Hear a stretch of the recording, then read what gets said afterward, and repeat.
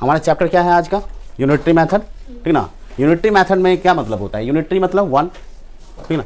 इसमें जो होता है हम लोग किसी एक का वैल्यू फाइंड आउट कर लेते हैं और उससे रिलेट कर देते हैं अगर एक से ज़्यादा निकालना है तो, ठीक है। इसके लिए 2 मेथड है, डायरेक्ट वेरिएशन और इनवर्स वेरिएशन, ठीक है। इसको हम लोग इनडायरेक्ट भी बोल सकते हैं। तो इनवर्स वेरिएशन, डायरेक्ट वेरिएशन का मतलब ये हुआ कि अगर मान लेते हैं कि 15 ऑरेंज का दाम जो है 110 रुपया है, तो तुमसे पूछ देगा कि 39 ऑरेंज का दाम क्या होगा, ठीक ना। तो इसमें जो है अगर मान लेते हैं 15 ऑरेंज का वैल्यू 110 रुपीज़ दे दिया और पूछा 39 ऑरेंज का वैल्यू क्या है, तो ये हमारा क्या होगा? डायरेक्ट होगा, ठीक ना। इसमें करना क्या होगा? क्वेश्चन है हमारा, क्वेश्चन दे देते हैं cost of 15 oranges is 110 rupees, find cost of 39 oranges, ठीक। तो यूनिटरी मेथड में क्या होगा कि since cost of 15 oranges is equal to 110, तो देयरफॉर कॉस्ट ऑफ 1 के लिए अगर हम लोग निकालें 1 ऑरेंज के लिए, तो इसका कॉस्ट कितना हो जाएगा? 110/15। वेरिएशन में क्या होगा? a बाई बी कांस्टेंट आना चाहिए, तो डायरेक्ट के लिए क्या होगा? 110/15। अब जो है therefore cost of 39 oranges is equal to 110/15 into 39। 3 से 3 5 ज़ा 15, 3 से 3 1 ज़ा 3, 3 3 ज़ा 9, 5 2 ज़ा 10 और 5 2 ज़ा 10, कितना हो जाएगा? 22 इंटू 13 रुपीज़ आएगा। मल्टीप्लाई कर दो, 13 2 ज़ा 26 और 13 2 ज़ा 26 अब प्लस 2 28, 286 इसका आंसर आएगा। कॉस्ट ऑफ 39 ऑरेंज का कॉस्ट कितना आया? 286। तो इसमें हमने क्या किया कि सबसे पहले जो है 15 ऑरेंज का जो था, जो कॉस्ट गिवन है, ठीक ना, उससे हमने 1 का वैल्यू फाइंड आउट किया। देन वी रिलेट वैल्यू और price of 1 orange to the 39, relate कर दिए, उससे हमारा आ गया क्या? 286। क्लियर है? तो ये हमारा जो हो गया डायरेक्ट के लिए हो गया, ठीक। कॉपी कर लीजिए।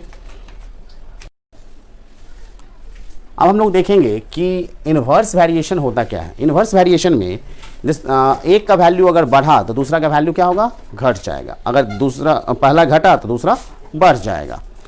लेकिन डायरेक्ट वेरिएशन में क्या था कि एक बढ़ेगा तो दूसरा भी बढ़ेगा, एक घटेगा तो दूसरा भी घटेगा। जैसे मान लेते हैं कि अगर तुम 5 चॉकलेट परचेज करते हो, ठीक ना, और तुम्हारे 2 फ्रेंड और आ जाएंगे, ठीक ना, तो तुमको 2 और परचेज करना पड़ेगा। अगर 5 फ्रेंड के लिए 5 चॉकलेट लिए तो 7 फ्रेंड हो जाए तो क्या होगा? 7 तुमको चॉकलेट लेना पड़ेगा।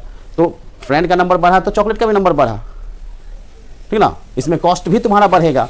तो ये जो हो जाएगा, जैसे जैसे बढ़ता जाएगा वैसे वैसे बढ़ा, इसको बोलते हैं डायरेक्ट, ठीक ना। वहीं अगर मान लो कि तुम बस से कहीं टूर पे जा रहे हो और तुमने बस को बुक किया 10,000 में, तुम 10 फ्रेंड हो, तो ईच का शेयर कितना हुआ?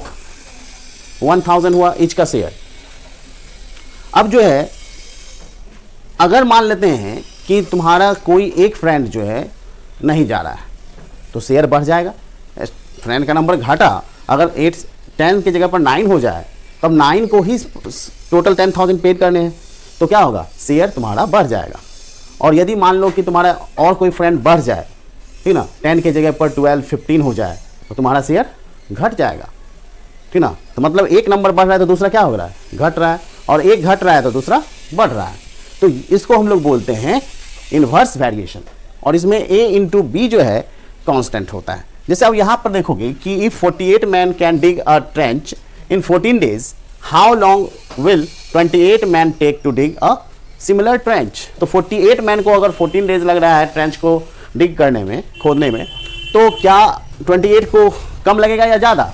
तो जाहिर सी बात है, अगर 48 मैन को 14 डेज लग रहा है, तो अगर कम आदमी होगा तो उससे ज़्यादा समय लगेगा ही।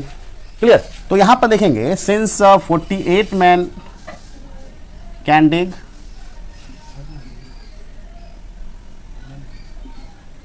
Trench in 14 days. तो एक आदमी अकेला, जिसमें भी यूनिटरी मेथड है तो एक के लिए करेंगे, एक को तो बहुत ज़्यादा लगेगा टाइम। तो one man can dig a trench in 14 into 48 लग जाएगा उसको टाइम नहीं, therefore 28 man can dig a trench in 14 into 48 by 28, 14 2 are 28, 2 24, यानी आ गया therefore कितना आ गया 24 डेज। इसका मतलब ये हुआ कि 28 मैन को जो है सेम ट्रेंच को डिग करने में 24 डेज लगेगा, जबकि 48 मैन को कितना लग रहा था, 14 डेज लग रहा था नहीं, 28 को उससे ज़्यादा लगा ना, 48 को जहाँ 14 डेज है तो 28 को 24 डेज लगेंगे। तो ये हुआ इनवर्स वेरिएशन। इसी टाइप का आपका क्वेश्चन आएगा। जैसे अब मान लेते हैं 16 मैन कोई वर्क को फिनिश कर रहा है 5 डेज में, तो 5 मैन कितने में दिन में करेगा, ठीक ना। कोई प्रोजेक्ट वर्क है उसको एक शेड्यूल टाइम में जो है 15 वर्कर्स जो है 30 डेज में अगर कंप्लीट कर सकता है, तो हो सकता है अगर बोल दे कि बॉस क्या कि 20 डेज में ही हमको कंप्लीट करें, तो नंबर ऑफ पर्सन्स को बढ़ाना पड़ेगा। तो 15 की जगह कितना पर्सन को हायर करना पड़े कि वो जो है 20 डेज में प्रोजेक्ट पूरा हो जाए। तो उसमें क्या करना पड़ेगा, नंबर बढ़ा देंगे तो डे का हट जाएगा। तो इसी तरह से जो हम लोग क्या कर सकते हैं, इन्वर्स वेरिएशन का यूज किसी भी फील्ड में कर सकते हैं। क्लियर है। तो ये एक इसमें एक बढ़ेगा तो दूसरा घट जाता है। तो इसी टाइप का जो है बहुत सारे क्वेश्चंस हैं, इसको सॉल्व करिएगा, ठीक ना।